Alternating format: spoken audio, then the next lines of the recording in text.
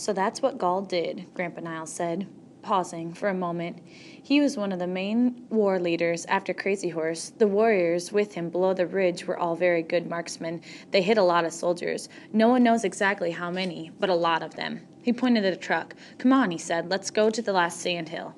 Jimmy hurried and climbed into the truck. "So where was Crazy Horse?" he asked. Grandpa Niles started the truck and drove north, following the paved road. When Gaul was here, Crazy Horse was on the other side of the river. He had gone through the village, gathered a lot of warriors, and ridden north. Somewhere beyond where the visitor center is now, he crossed the river and went east. He took his warriors up the hills, and there they encountered some soldiers who had gone ahead. They chased those soldiers back. So what Crazy Horse did was to block the soldiers from going beyond the last stand hill, the old man went on. Gaul's warriors and the others, Crow King and Black Moon, were leading warriors too. They were chasing the Long Knives from behind. There was no way the Long Knives were going to escape. By then, maybe 500 or 600 warriors were involved. It was all but over for Custer and his soldiers. Grandpa Niles pointed west towards the river. It was at the bottom of the slope behind the trees. Right about here, some of the soldiers went towards the river, he said. They made it to a deep gully and were surrounded there by warriors coming up from the village. Those soldiers didn't make it out. They say that they're still there, buried deep in the gully. Jimmy looked down the slope. He saw several white markers on the slope below them. He was beginning to understand how difficult it must have been for the soldiers. They drove into the parking spot near the large stone monument. From there they could see back along the road that they had driven. Jimmy could see a lot of white markers. Crazy Horse led a charge against a group of soldiers right about there, Grandpa Niles said. Probably a company. He saw they were organized and fighting strongly. He inspired other warriors to follow him, and they wiped out the company. At first, he was the only one riding at the soldiers, far ahead of the other warriors. Wow, wasn't he afraid? He probably was, Grandpa Niles said, but remember his dream. When the rider was untouched by bullets and arrows, Crazy Horse was untouched at the Battle of 100 in the Hands, and was unhurt here too. Sometimes you have to do things no matter how scary it is or how scared you are. For days and weeks and months and years after that, the warriors who were there talked about that, how Crazy Horse charged ahead of everyone else. Look, we're still talking about it now. Jimmy nodded slowly. The tall stone marker was nearby, and several white markers were on the slope. Below the tall monument, there were more headstones, those inside the black iron fence. "So," he said quietly, "the battle was over after that?" Grandpa Niles nodded. "Yeah, the last group of soldiers with Custer fired a few shots. The warriors had them surrounded and fired back. Maybe once or twice more there was a light exchange of firing, and then it was over. They said it became very, very quiet." "Then what happened?" Jimmy asked. "People came up from the village, the women mostly," the old man said. "They were looking for their husbands, sons, and grandsons. They wanted to know that their loved ones were safe. Many of them were angry at the Long Knives. So that's when it started." What started, Grandpa?" "Well," Grandpa Niles replied, his voice low, "the first thing was probably someone taking off a fallen soldier. You know, a gun, bullets, maybe boots. Then someone took a knife and cut a soldier's body. All that anger was hard to hold back. So they began stripping the bodies, taking things, and then mutilating them." "Mutilating?" "Cutting their arms and legs." Jimmy didn't know what to think. "Why?" "Like I said, the people were angry because the Long Knives probably would have hurt women and children, shot them even, and the Long Knives had done the same thing to the Indians, like at the place called Sand Creek in Colorado. Mutilated people, I mean." He paused for a moment and took a deep breath. "I personally think it's a bad thing, no matter who does it, but that's just the way it was back then." Jimmy felt a bit sick to his stomach. He could imagine Lakota, Cheyenne, and Arapaho women and children crossing the river and walking on to the battlefield. He could understand why mothers and grandmothers would be worried about their sons and grandsons. That's the way his mom and his grandmothers were. "So what happened after that, Grandpa?" he asked. "Well, the second part of the battle ended here," Grandpa Niles replied. "But remember those soldiers on the hill, back there, above the river?" Jimmy nodded. "They were part of the first battle, and they would be a part of the third. We'll talk about it in a bit, but right now, let's go see the monument to our people. How's that?" Jimmy and his grandfather followed the path to the monument to the Lakota, Cheyenne, and Arapaho people. It was unlike the tall stone marker for the soldiers. This monument was round and sunk into the ground. They entered it from the east opening. It was like an open-air room. Jimmy liked it immediately, even before he looked closer at all the pictures and words on the wall. The first thing that caught his eye was the metal sculptures outlined in the sky. The north wall was lower, and on the stone edge there were 3 metal figures. Each looked exactly like a pen and ink outlined a sketch of a man on a horse. Grandpa Niles noticed Jimmy looking at the figures. They seemed to be moving from left to right. Those represent the 3 tribes who fought here on our side, Lakota, Cheyenne, and Arapaho, he explained. He indicated the 3rd figure, the last one. That one had a hawk on his head, and he was reaching to take the weapons from the woman on the ground. That's Crazy Horse, the old man explained, or at least that's someone's idea of him.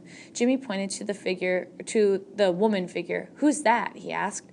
I'm sure that was his wife, Grandpa Niles replied. It was customary for Lakota wives and mothers to hand weapons to their husbands and sons, and they had a saying that gave them encouragement and reminded them of their duty as warriors. What was it? The woman would say, have courage and be the first to charge the enemy, for it is better to lie a warrior naked in death than it is to turn away from battle. What does that mean?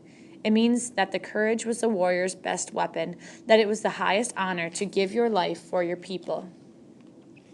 Oh, Jimmy said in a low voice, that's kind of scary, I think. Grandpa Niles put his hand on the boy's shoulder and nodded. Yeah, it is.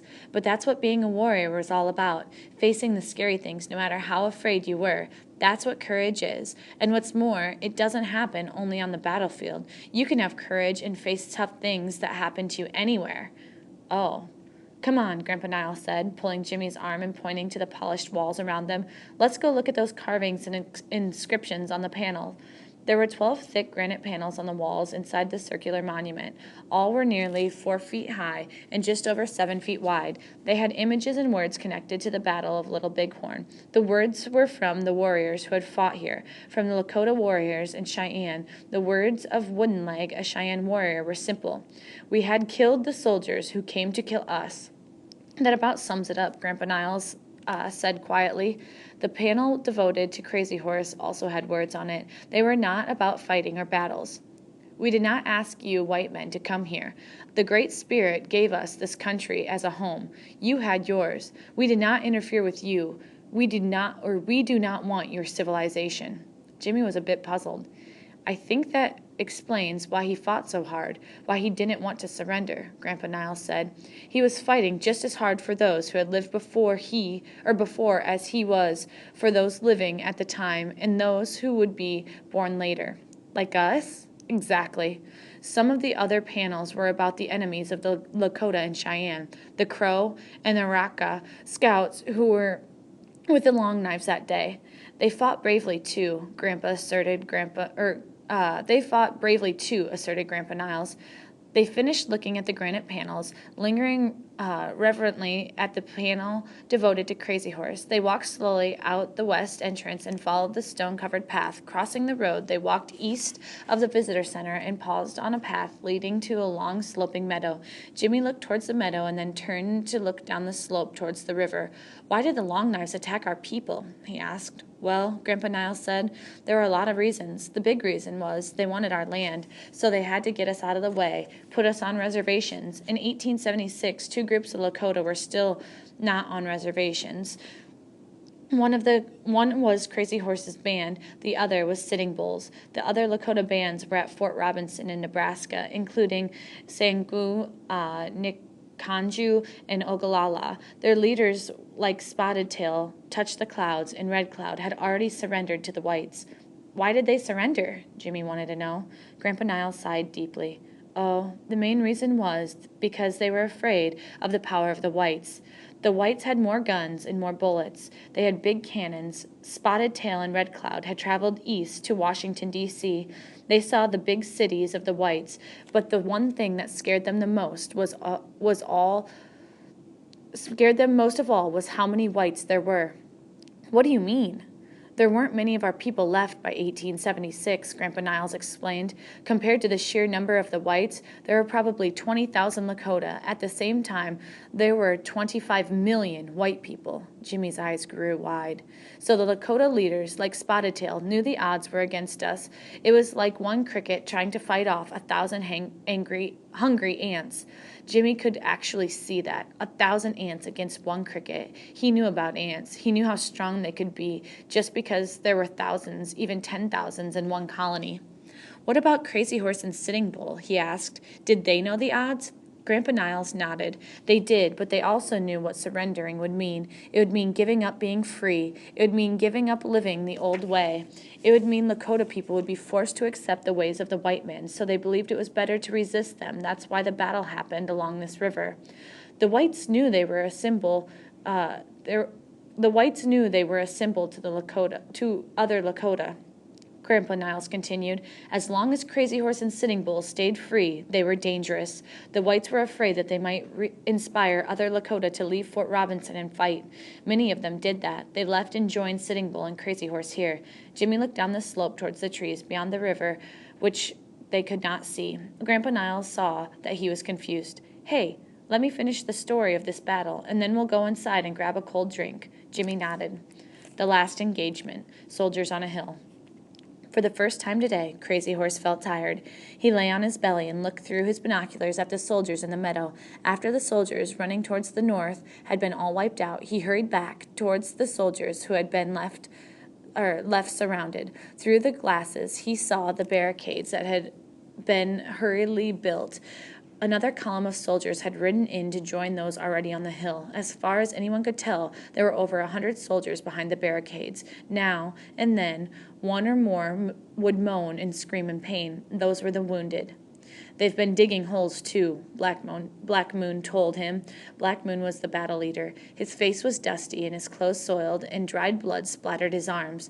They tried to charge out, he went on, but we beat them back. What do you think we should do? Crazy Horse lowered the binoculars and looked around. The air was hot. He was sweating.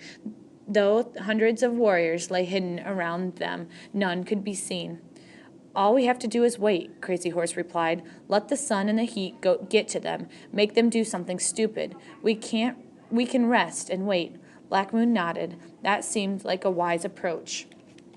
He had seen much death today and was not ready to see more.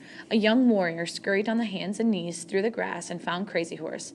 Some of the old men want to know what is happening, he said. They sent me to find you. They want to know what you plan to do. What's your name? Crazy Horse asked the young man. My name is Good Weasel, Uncle, the warrior replied. My mother is Grass Shawl. She is a Blue Sky. My father is No Horse. Manikangju Lakota. Ah, yes, Crazy Horse nodded. I know your family. Tell the old men that we have soldiers surrounded. Most of our men came back from the second fight. I think soldiers might try to break out, but we're ready. Good Weasel nodded. I will tell them that, Uncle, he said, and crawled away. The afternoon passed slowly on the ridge above the Greasy Grass River. Unseen warriors on a high hill to the south fired a few long-range shots at the soldiers behind the barricades. A group of soldiers tried a mounted charge. They were forced to retreat, unable to break past the fierce Lakota Cheyenne firing. Good Weasel returned as the sun was dipping down towards the horizon. The old men are talking, he reported to Crazy Horse. Many of them say we should not risk any more of our men. They say the heat and lack of water and food will defeat the Long Knives here. Crazy Horse nodded thoughtfully. Black Moon's eyes flashed, and he tried to catch the war leader's attention. Many of our men are ready to attack, he reminded Crazy Horse.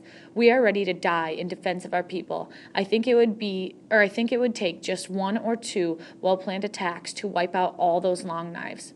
Crazy Horse nodded. Grandpa Niles led Jimmy to the visitor center. In a room just off the small museum stood a topographic diorama. It was a miniature model of the Greasy Grass River, the hills to the east of the village site, in the flood plain where the village had stood. He pointed to a high point west of and above the river. Here is where the Lakota snipers were, he said. Then he indicated the location of the soldier barricades. That's a few hundred yards. A long shot for those snipers. the soldiers behind the barricades said that they fired back and hit some snipers on that hill. That's a far-fetched, in my opinion. My great-grandfather, your great-great-grandfather, who was there, said the snipers ran out of bullets. That's the reason they stopped firing. So what happened to those soldiers on the hill? Asked Jimmy impatiently. Well, they lived, Grandpa Niles told him. They did? Yeah, for two reasons. First, the warrior leaders couldn't decide exactly what to do. Crazy Horse was being cautious. He didn't want any more warriors wounded or killed. Then, secondly, scouts came back from the north and reported more soldiers coming, more soldiers than they had already fought. Wow, Jimmy exclaimed. How many men did we have? A lot less than the white historians said we did, Grandpa Niles explained. I'd be surprised if we had 1,500, probably more like 1,200. So then what happened? Sitting Bull and the other old men decided that the people should take down their lodges and go south. Remember, most of the people were women, children, and elders, so they wanted to keep them safe. So the village was taken down? It sure was. The warriors on the hill, those surrounding the soldiers, really wanted to wipe the soldiers out, Grandpa Niles said. But they saw it was even more important to take care of their families. So Crazy Horse left the warriors there, probably less than 100, to make sure the soldiers stayed behind the barricades. So all that those surrounded Long Knives could do was watch thousands of men, women, and children leave and go south. They were lucky. If the new soldiers had not been so close, their fate would have been different. The barricaded soldiers probably would have been wiped out.